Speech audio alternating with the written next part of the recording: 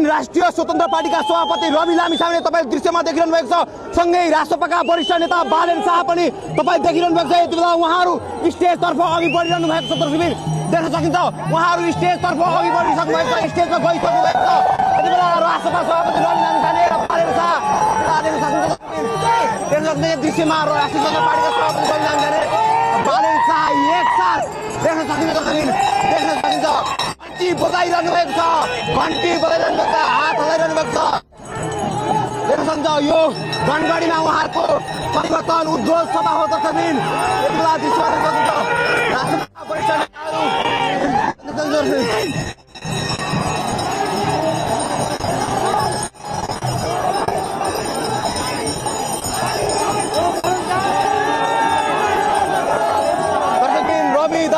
हाईको नारा लागिरहेको छ। यता देख्न सकिन्छ दृश्यबिन यति ठुलो संख्यामा समर्थकहरू उर्लिएका छन्। कति अटी नअटाउ समर्थकहरू रहेका छन्। दर्शकबिन देख्न सकिन्छ ग्राउन्डभरि अटी नअटी समर्थकहरू छन्। यता पनि देख्न सकिन्छ यति ठुलो समर्थक, यति ठुलो संख्यामा समर्थकहरू जम्मा भएका छन्।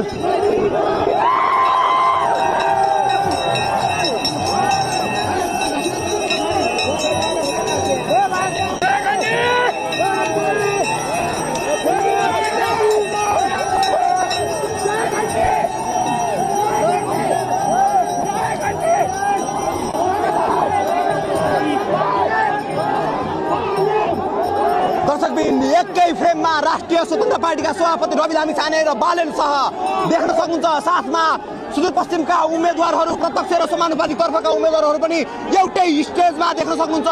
उहाँहरू एउटै स्टेजमा देखिरहनु भएको छ।